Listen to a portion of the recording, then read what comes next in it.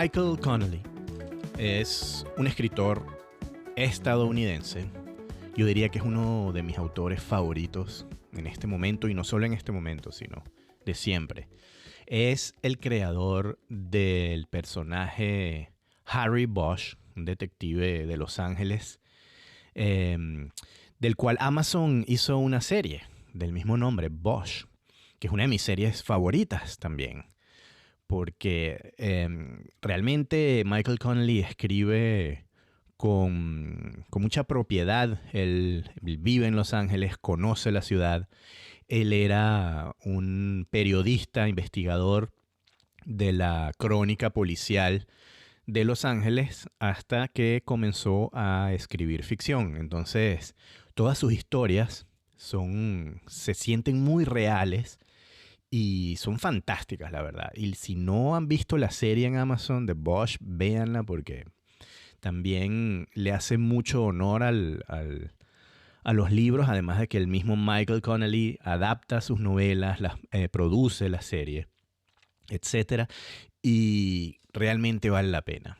Pero no solo Michael Connelly creó Harry Bosch, sino que también creó el personaje Mickey Haller, que es mejor conocido como The Lincoln Lawyer, el abogado del Lincoln por el carro Lincoln, de la cual también hay una serie, esta vez de Netflix.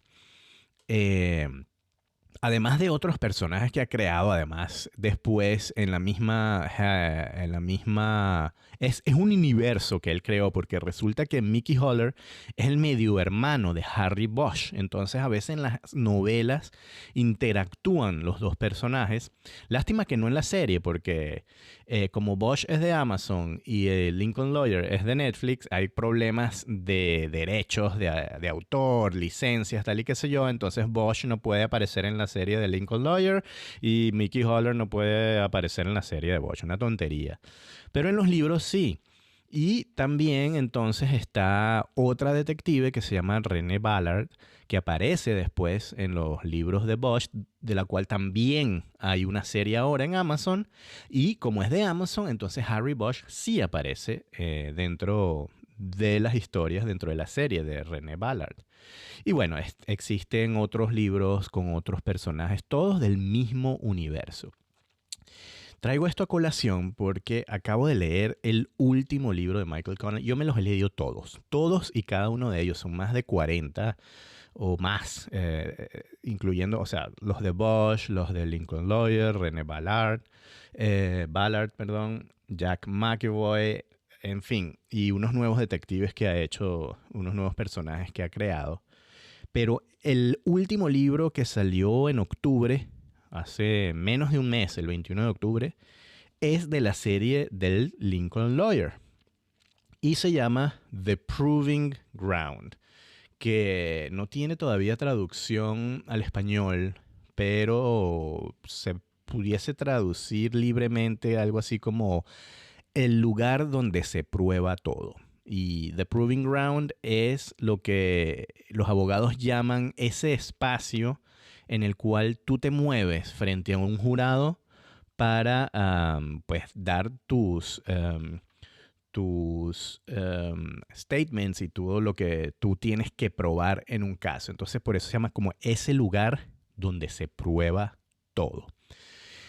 The Proving Ground, además, me pareció extremadamente interesante, tan interesante que decidí hacer este episodio exclusivamente sobre ese libro, y no solo sobre ese libro, sino el tema del libro, porque resulta que el libro está basado en un caso real y es muy actual. El libro,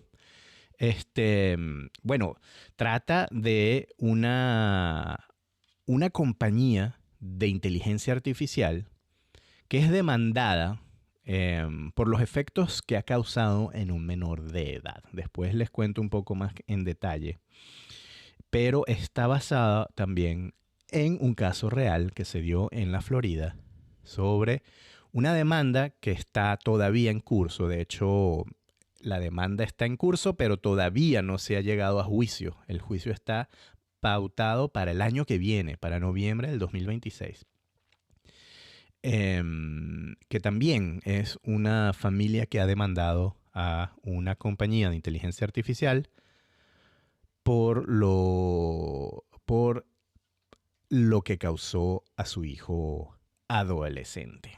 Entonces, bueno, si ustedes han seguido este podcast y algunos de mis episodios se han basado en lo que significa la adolescencia hoy en día, el tener hijos adolescentes. Hicimos varios episodios sobre la adolescencia, sobre esa serie de Netflix también que se llama justamente Adolescencia. Tenemos un episodio con una psicóloga infantil o juvenil especializada justamente donde hablamos de la adolescencia. Y es un tema que a mí realmente me interesa, ¿no? No solo como padre, porque soy padre de una hija de 15 años, sino como profesional, porque nosotros, en mi trabajo, yo trabajo en la industria audiovisual, pues se ha visto sumamente influida por todo este tema de la inteligencia artificial. Yo pertenezco a uno de los grupos de trabajo que lleva adelante las investigaciones y cómo la inteligencia artificial se puede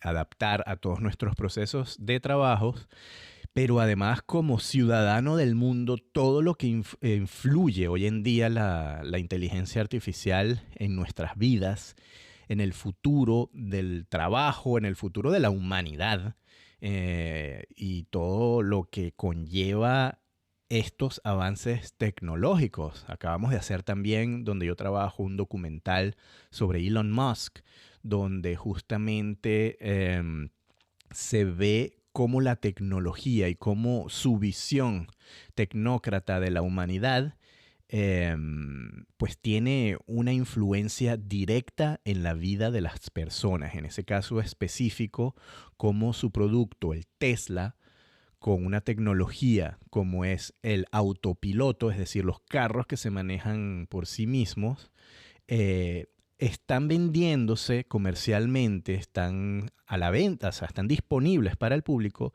a pesar de que es una tecnología que todavía está en desarrollo, que ellos mismos la consideran como en beta y que ciertamente pues ha causado accidentes fatales. Y fatales me refiero a que han muerto gente. Y bueno, es toda una discusión mucho más grande que no vamos a tocar acá en detalle, pero digamos que por eso es que este tema me parece pues fascinante por todos los lados. Entonces, bueno, volviendo a lo que quería hablar yo en este episodio de Proving Ground, el libro, les decía que explora cómo una inteligencia artificial diseñada para acompañar emocionalmente a los usuarios, es decir, que ha creado una especie de acompañante virtual, una especie de chat GPT, pero incluso con imagen y sonido, pues ha influenciado a una... termina implicada en una tragedia humana. Entonces, específicamente, cómo este chatbot, este robot, digamos, este acompañamiento virtual, hizo que un adolescente de 16 años matara a su exnovia. Entonces, esa es como la premisa. Este chatbot, esta inteligencia artificial que fue acompañando emocionalmente a este adolescente dolido porque su exnovia la dejó, la termina matando. Entonces los padres de este adolescente, que obviamente está preso, han demandado civilmente. No es un caso criminal, ojo, eso es otra cosa. El caso criminal como tal va de un lado, pero hay una demanda civil de los padres de este niño a la compañía de inteligencia artificial por negligencia y por poner un producto a manos que tienen adolescentes, niños acceso que no están listos o que están eh, influenciados de una forma que puede influir a mentes que no están, digamos, completamente desarrolladas, como la puede ser de un adolescente de 16 años, a cometer actos tal como un asesinato. Entonces se cuestiona, pues, los límites éticos y legales de la inteligencia artificial cuando se vuelve invasiva, se vuelve real, se vuelve peligrosa, cuando la inteligencia artificial se convierte en esta inteligencia artificial antropomórfica. Eso quiere decir que actúa como si fuese un humano, porque entonces estos chatbots, empezando por ChatGPT, que está al alcance pues, de todo el mundo, puede interactuar contigo borrando como esas fronteras entre lo que es la máquina y el humano. Cada vez se expresan más cercanamente a lo como se puede expresar un humano. El ChatGPT ya puedes interactuar con ella o con él a través de la voz, una voz que uno le puede poner, e incluso esa voz puede sonar naturalmente. Yo incluso a mi ChatGPT le he pedido que me hable como venezolano y me habla con acento, expresiones y coloquiales, expresiones coloquiales venezolanas. Y realmente, si yo no supiera y no fuese lo suficientemente estable mental para saber que estoy interactuando con una máquina, con un robot, uno pudiese pensar realmente que está interactuando con un humano. Entonces, cuando esos productos se ponen en la mano de adolescentes, pero claro, no es que sean adolescentes, sino de repente también personas vulnerables. No necesariamente tienen que ser adolescentes, sino personas también mayores o adultos que se sienten solos o tienen problemas de salud mental de otro tipo y empiezan a interactuar con estas máquinas que les ofrecen un acceso al mundo virtual que puede sentirse tan real como el mundo verdadero, ¿no? Entonces, ¿cuáles son esos límites entre lo humano y la máquina? ¿Cómo esos temas resuenan con nuestra realidad actual? La tecnología que está avanzando, pero a pasos increíblemente cada vez que que sale como una iteración del ChatGPT, por ejemplo, o ahora el Gemini o el Grok, que son además distintos modelos que desarrollan distintas compañías como Google, como el mismo Elon Musk, eh, o Microsoft, etcétera, que además entonces ponen a la disposición de otras compañías que desarrollan otro tipo de productos que suelen ser incluso más inmersivos. Entonces es el caso de lo que pasó en la vida real. Y es que el caso de la vida real también es mucho más aterrorizante porque el caso se llama García contra Character AI. Y en el caso real se trata sobre un adolescente de 14 años que se suicida. Y pues aparentemente, o lo que se debate en el caso es que ese suicidio fue impulsado tras la interacción de un personaje virtual que fue desarrollado por esta compañía de inteligencia artificial que se llama Character AI. ¿Qué pasa? Que esta compañía, Character AI, va más allá de lo que es un simple chat GPT, por ejemplo. Un chatbot. Ellos lo que crean son personajes como tales, por eso se llama Character AI, porque estos personajes además pueden ser influenciados o ser moldeados por personajes de la cultura pop. Por ejemplo, en el caso real, este muchacho de 14 años interactuaba con una personificación virtual de un personaje de la serie Juego de Tronos. No recuerdo ahora el nombre del personaje como tal, pero era una de estas, una mujer, uno de estos personajes que además hipersexualizados ya en la serie, son hipersexualizados en cómo es programado en esta compañía y ponen a disposición en imagen y sonido y en cómo interactúan, eh, ponen a disposición estos personajes para que personas comunes interactúen con ellos. La premisa de la compañía en realidad es interesante y obviamente después de este caso ellos han tomado cartas en el asunto y han cambiado sus políticas de privacidad y acceso, etcétera. Pero la idea de ellos es simplemente crear historias inmersivas. ¿Qué significa eso? Que tú puedes chatear realmente con un personaje de tu serie favorita y estás como si estuvieras hablando con ese personaje. Entonces se crean escenas, se crean historias. Y la idea es como eso, contar historias que parecen prácticamente reales, en las cuales tú formas parte de ellas. Es decir, tú te formas parte de la historia en una escena específica hablando con un personaje ficticio, pero que tú conoces por las series, por las películas, etc. Y bueno, como eso puedes crear además distintos tipos de personajes, distintos tipos de escenas. Yo me metí en esta plataforma para investigarla y para ver cómo funciona y bueno, para estar enterado de lo que existe, porque como les digo, tengo yo mismo una hija adolescente y lo principal y lo que hemos hablado siempre en los episodios con Fernanda, la psicóloga también, es que pues uno tiene que estar al tanto de dónde se mueven nuestros hijos.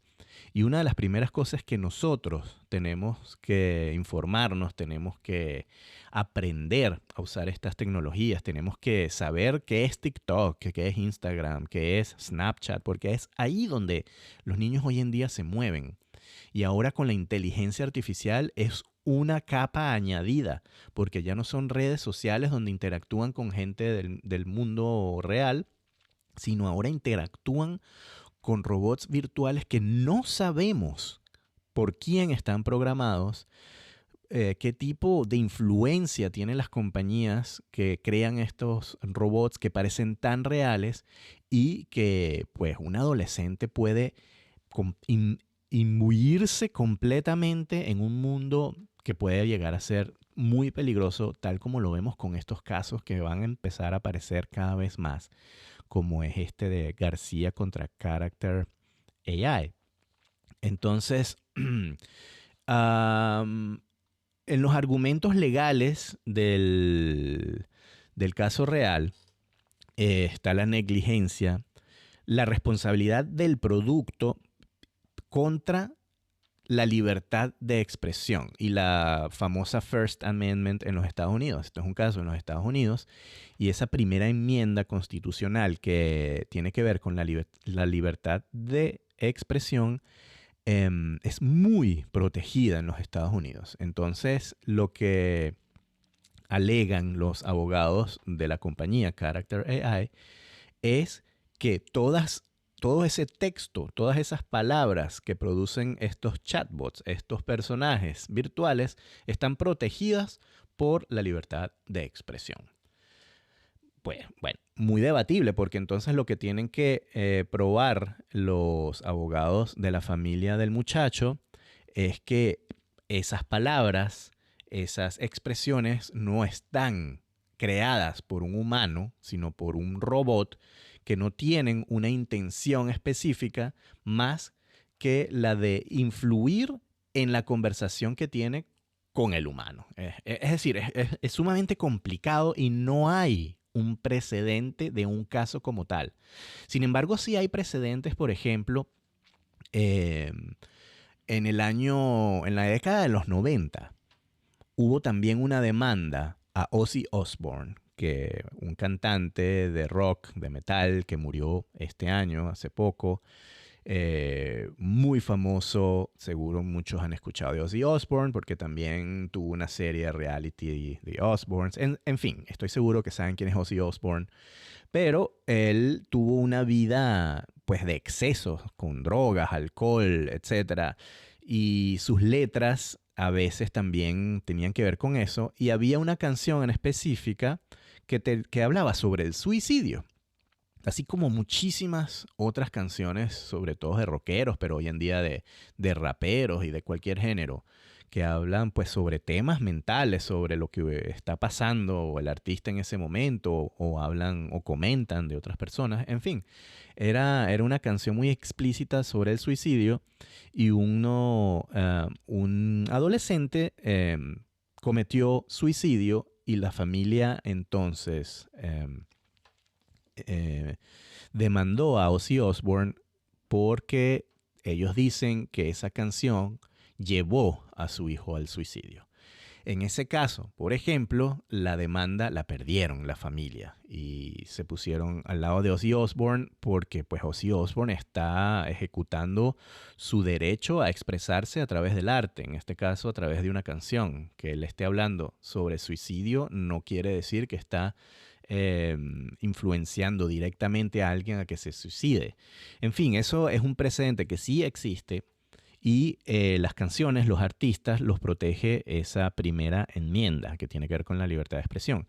Y yendo incluso más allá, los videojuegos también están a veces protegidos por esa libertad de expresión. También hay precedentes de otros casos donde estos juegos hiperviolentos que también pudiesen influenciar a personas, digamos, mentalmente débiles a matar o cualquier de este tipo de cosas, están protegidos de alguna forma por esta primera enmienda. Pero ahora llegamos a un punto más allá, porque realmente las barreras de lo real, lo ficticio, lo virtual y la forma en que estos productos están siendo desarrollados y puestos a la mano de los niños prácticamente, esas fronteras ya es muy, muy borrosa. Entonces es muy interesante ver qué va a pasar con el juicio, en este juicio. No les voy a decir lo que pasa en la novela porque sería un spoiler gigante. Yo simplemente les recomiendo que se la lean, The Proving Ground, de Michael Connelly. Ahí sí hay una resolución del caso y verán de qué se trata. Pero en la vida real, este juicio todavía no ha sido resuelto. Pero volviendo a la novela, es muy interesante porque a pesar de que está basada en este caso de la vida real, pues tiene otra connotación, porque en este caso no fue que el muchacho se suicidó, sino que mató a su exnovia. Entonces está el tema de cómo realmente funcionan la programación de estos chatbots, porque al igual que como pasó en la serie de Adolescencia, donde fue también un chico, un muchacho que mata a una de sus compañeras, es lo mismo que ocurre acá. Y hay un concepto que se repite en la novela que se llama garbage in, garbage out, que es algo que se repite durante el proceso judicial, ficticio en este caso de la novela. Y que significa que lo que uno le mete al chatbot, es decir, cómo programas, cuál es tu influencia, los programadores, los coders, los que codifican estos robots virtuales, tienen pues una influencia, una visión de mundo específica. Y ellos insertan esa visión de mundo en esa programación porque ellos tienen que entrenar a estos chatbots. Esto funciona con una especie de entrenamiento. Es como si tú escanearas todas las enciclopedias del mundo, se las subes a un servidor y entonces este chatbot tiene ese conocimiento de todas las influencias y lo que él te saca en su interacción, pues está basado en todo lo que él leyó, entre comillas, porque no es que lo lee, sino que se lo están proveyendo digitalmente. Eso es lo único que él conoce para interactuar con el humano. En este caso, lo único que conoce este personaje virtual es lo que le programó su creador, que en este caso es el programador. Entonces, a través de cómo ese chat responde a las interacciones con este adolescente, ellos pueden ver qué tipo de vías, qué tipo de influencias tienen los programadores. Y entonces por ahí se van y dicen, claro, garbage in, toda la basura que yo le metí es lo que va a salir del otro lado, garbage out. Entonces es el bias de un programador que probablemente odiaba a las mujeres y es considerado un incel, que es el mismo tema que se toca en la serie de adolescencia, pudo haber influenciado a esta robot, que en este caso era femenina, pero todos los programadores eran masculinos, por ejemplo. En este caso, esta bot femenina empieza a soltar frases y palabras que se identifican con toda esta cultura incel. Y eso lo consume este adolescente que pues tendrá otro tipo de problemas y empieza a ser influenciado y a meterse en todo este mundo, al igual que en la serie, que lo lleva entonces a cometer el asesinato. Entonces no solo es Entonces en la novela se juntan incluso las familias para demandar a la compañía de inteligencia artificial, etcétera, ¿no? Y esto es un caso que así funcionan realmente los bots. Ellos funcionan a través del entrenamiento y por eso es tan importante entender un ChatGPT, un Gemini, un Grok, cómo están siendo entrenados para toda la sabiduría digital que tienen, qué tipo de cosas son las que saben. Y por eso es que hay que tener tanto cuidado cuando uno también interactúa, uno mismo con ChatGPT, le hace preguntas, tal y qué sé yo. Uno tiene que entender que todo ese conocimiento está basado en productos digitales, en la internet, en la web, que pueden ser falsos. Te puede dar una respuesta completamente falsa. Están siendo tan sofisticados hoy en día y tan filtrados que cada vez van a ser menos falsos, la verdad. Pero hay que entender que estos robots también alucinan, lo que es un término nuevo, digamos, acuñado en esta fase de la vida donde tenemos estas inteligencias artificiales, donde se ve que estos robots alucinan y empiezan a decir cosas que no tienen sentido. En nuestro documental incluso de Elon Musk se habla de cómo los Teslas alucinan, porque resulta que los Teslas y estos carros de autopiloto también están entrenados con una inteligencia artificial. ¿Cómo funcionan? Hay un programador que le enseña al software que está instalado dentro del carro Tesla qué objetos existen en el mundo, en las calles. Entonces existen los carros, existen las personas, existen los animales, existen los postes de luz. Es decir, todos estos objetos que tenemos a nuestro alrededor son programados, este software es entrenado para que a través de las cámaras que tienen los Tesla, que son 8 cámaras que tienen instalados en distintos lugares del carro, esas cámaras están viendo lo que está pasando alrededor, el software sintetiza lo que está viendo las cámaras, el video de esas cámaras y entiende entonces, aquí hay una persona, tengo que frenar. Aquí hay una luz roja de un semáforo, tengo que frenar. Es una luz verde, tengo que acelerar. Así funciona el autopiloto de los Teslas. Entonces depende mucho de cómo ese software está entrenado. Es una inteligencia artificial. ¿Qué pasa? Que a veces la cámara no ve bien, está oscuro, hay neblina, hay un montón de cosas que pueden influir en cómo esa cámara percibe la realidad y cómo entonces esa inteligencia artificial interpreta lo que está viendo para producir una reacción del carro autónoma. Entonces también lo que se habla en el documental es un caso en donde un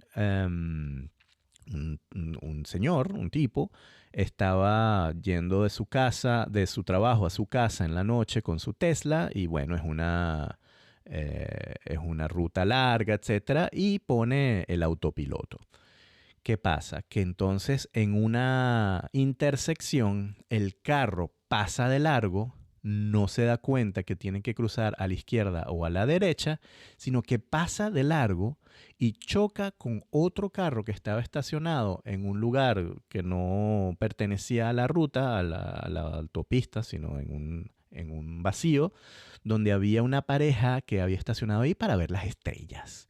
Y resulta que el Tesla que venía a millón se pasa a esa intersección, choca con ese carro donde estaba la pareja y ha matado a la muchacha, a la chica que estaba ahí. El novio sobrevive, pero la chica no sobrevive y muere. Y entonces, justamente en este momento, bueno, y en agosto del año pasado también hubo un caso, una demanda de la familia Benavides, que es el caso real que les estoy contando, en Miami, demandando a Tesla por negligencia porque su tecnología de inteligencia artificial no fue capaz de entender que el carro tenía que frenar o dar una curva o dar la vuelta, y fue lo que ocasionó el accidente. Wow, interesantísimo, y por primera vez, y esto sí es un precedente que se establece ahora, la familia ganó el caso en la Corte Civil y en agosto del año pasado pues ganó la indemnización por millones de dólares de parte de Tesla, porque el jurado consideró que Tesla tenía la responsabilidad o parte de la responsabilidad, porque también ¿cómo se llama? El conductor como tal tiene también obviamente responsabilidad, pero en este caso el jurado decidió que era una responsabilidad compartida y Tesla tiene que indemnizar a familias de víctimas que han ocasionado accidentes o muertes por una tecnología que no ha sido probada exhaustivamente y que está siendo, digamos, probada en las calles. Con los Teslas que venden comercialmente y que todo el mundo puede utilizar, pero que tienen una tecnología pues que es deficiente, por decirlo así. Está pasando una ambulancia, vamos a dejarla que pase.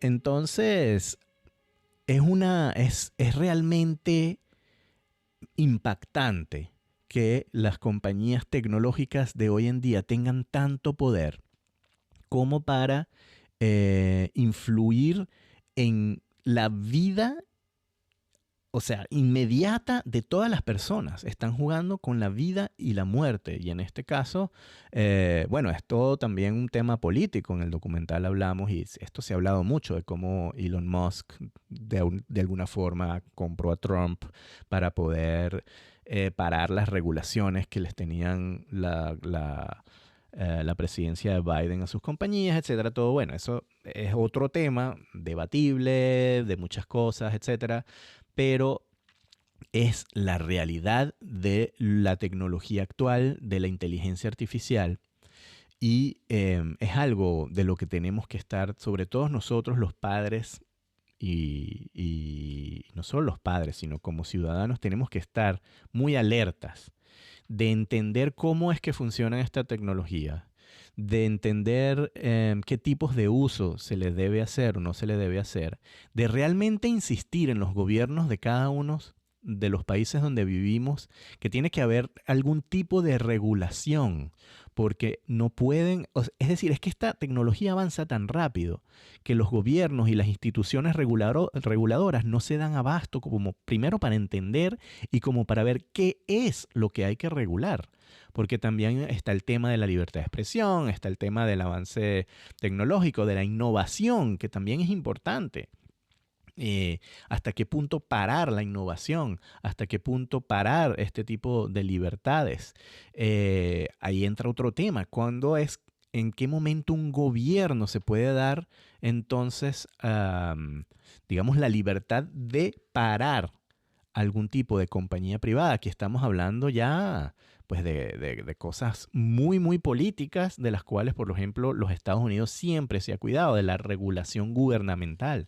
Pero las mismas compañías tecnológicas han empezado a entender que ellas mismas se tienen que regular porque se han dado cuenta, algunas, no todas, de alguna forma, que estos productos tienen un impacto brutal y real en la vida de las personas y sobre todo de los más vulnerables que son nuestros niños y nuestros adolescentes. Entonces han empezado también a contratar lo que se llaman controladores éticos, por ejemplo. En la novela es muy interesante porque también se habla de una mujer que fue contratada por esta compañía como reguladora ética. Pero esas regulaciones fueron entonces obviadas y fueron ignoradas hasta el punto en que ella decidió renunciar o fue sencillamente echada de la compañía, como por cierto también pasó en Tesla, cuando gente se empezó a dar cuenta de que la tecnología tenía defectos y sin embargo estaban comercializando los carros y fueron entonces echados de la compañía cuando empezaron a alzar la voz. En este caso, estos reguladores éticos, pues a veces no es, las compañías tienen también una meta financiera que lograr. Obviamente quieren ganar dinero, etcétera, y a veces esas regulaciones, pues, no van en pro de esa meta financiera. Entonces siempre está lo ético contra lo económico, lo que también quiere decir que esas regulaciones tienen que darse a través de instituciones, además no solamente gubernamentales, sino otro tipo de instituciones que a lo mejor ni siquiera existen hoy en día, porque como esta tecnología es tan nueva, es ahora que uno se está dando cuenta cuál es el tipo de regulaciones que se deben tener, cuál es el tipo de productos que realmente pueden ser accesibles, a qué edad. La misma discusión que tuvimos con Fernanda y con respecto a la serie de adolescencia, ¿a partir de qué edad es recomendado que los adolescentes o los niños tengan acceso a las redes sociales? Eh, Igual acá, ¿a qué edad es recomendable que los niños o los adolescentes tengan acceso a la inteligencia artificial, a un chat GPT, que puede de repente además, por otro lado, ser puede prestarle ayuda a la hora de investigar? Obviamente hay temas de plagio hoy en día con el chat GPT, puedes hacer todo un trabajo de doctorado y hacer copy-paste. Algunos se enteran, algunos no. En estos días vi un caso incluso de un periódico que publicó un aviso en su periódico impreso y digital, donde obviamente se ve que el que redactó el artículo usó ChatGPT e incluso dejó una parte que siempre te lanza al final la inteligencia artificial, donde la misma inteligencia artificial, si quieres, te redacta una versión más sucinta para tal. Y ese pedacito, el que escribió el artículo, ni siquiera lo leyó y él hizo copy-paste de todo lo que le dijo el ChatGPT y lo publicaron a sí mismo y se dieron obviamente cuenta, bueno, pero esto tú lo hiciste con inteligencia artificial. Hoy en día incluso entonces están apareciendo filtros para que los profesores puedan eh, ver cuando un trabajo fue plagiado o digamos hecho por una inteligencia artificial, porque como les he dicho, los parámetros de entrenamiento de la inteligencia artificial están en la internet. Entonces a veces pueden surgir frases enteras de un libro dentro de un contexto de otra cosa, pero que como la inteligencia artificial fue entrenada con una frase que en el contexto que se le ha dado, pues pasa, a lo mejor, pum, la saca una a uno y uno ni se da cuenta porque, bueno, lo lee en otro contexto. Y es lo mismo que sucede con la inteligencia artificial que genera imágenes. La inteligencia artificial genera imágenes porque ha sido entrenada con miles de millones de otras imágenes ya existentes que ella toma para crear o una imagen nueva en otro contexto que se le está dando a través del usuario. Pero puede ser entonces que la cara de repente de una persona, de una modelo, de un actor, ¡pum!, aparece en una imagen completamente nueva que no tiene nada que ver con la imagen original, pero uno se da cuenta entonces con qué tipo de datos ha sido entrenada esa inteligencia que está generando esas imágenes. Entonces, bueno, es un tema grandísimo, delicado, para mí fascinante, peligroso, aterrorizador y emocionante a la vez, eh, pero con lo que yo creo que tenemos que enfrentarnos y entender, porque también como yo tengo un par de episodios donde he hablado específicamente de la inteligencia artificial y de cómo la inteligencia artificial ya no se puede parar. Es decir, ya no hay forma de que esto lo paremos. Ya no hay forma de que los que no la quieren o los que no quieran saber de ella simplemente la ignoren. No hay forma de ignorarla. Y si la ignoras, simplemente el mundo te va a pasar por encima. Porque todo, absolutamente todo, va a estar influido por la inteligencia artificial desde ya. Y de aquí a 5, 10, 15, 20 años, no vamos a reconocer el mundo como lo conocemos ahora. Porque las profesiones, van a surgir nuevas profesiones, van a surgir eh, personas que sean incluso mitad robot, mitad humano. El mismo Elon Musk, que tiene una filosofía transhumanista, es decir, que quiere como mejorar la raza humana a través de chips robóticos, como para, digamos, crear superhumanos o infrahumanos, o como lo quieran llamar. Todo esto es realidad, suena completamente a ciencia ficción y lo era hasta hace poco, pero esa ciencia ficción ya no es tan ficción. Pero hay que entenderla, hay que saber cómo funciona, hay que saber cuáles son los límites que hay que ponerle, hay que impulsar proyectos y espacios educativos para que todo el mundo la entienda, para que se pueda regular, para entender cuáles son los peligros y sobre todo proteger a nuestros hijos, porque realmente un producto que ha sido entrenado con un lenguaje mayor para mayores de 18 años, por decirlo de alguna forma, con un lenguaje hipersexualizado, con un lenguaje violento o con visiones de mundo violentas, con vías de algún tipo, no puede estar disponible en un producto que es accesible a personas que apenas hayan cumplido 13 años, por ejemplo, como es en algunos lugares. Estos productos apenas tengas 13 años lo puedes instalar. En algunos otros lugares a partir de 16 años, pero estamos viendo lo que está pasando incluso con adolescentes de 16 años. En Alemania han bajado esa restricción a los 13 años. Hay todo una comitiva haciendo lobby para regular, por ejemplo, las redes sociales que sean accesibles a partir de los 16 años, pero hoy en día es a partir de los 13 años. Pero entonces la inteligencia artificial, que conlleva un montón de parámetros que no son visibles a simple vista como lo pueden ser las redes sociales, porque bueno, en las redes sociales tú estás viendo qué está pasando, estás viendo quién está interactuando, aunque esté alguien anónimamente escondido tras un teléfono, tú puedes ver activamente con quién tu hijo está interactuando, pero la inteligencia artificial está escondida detrás de todos estos parámetros que estos programadores les insertan para entrenarlos. Entonces es mucho más difícil controlar cuál es esa interacción que tu hijo o tu hija tiene con ella.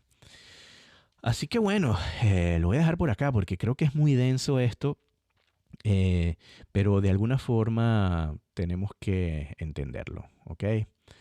Así que bueno, les dejo con la reflexión final, ¿no? ¿Hasta qué punto importa lo que una inteligencia artificial cree que es real?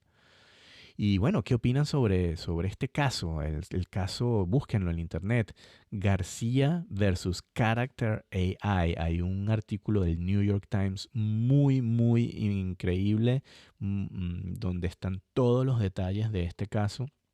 así que búsquenlo para que se enteren de lo que está pasando en el mundo y de lo que va a seguir pasando. Les recomiendo que lean este libro, The Proving Ground, de Michael Connelly. Así que, bueno, déjenme en los comentarios a través de Instagram, Xagudo o El Quinto Piso. Y nos vemos o nos escuchamos en el próximo episodio. Chao.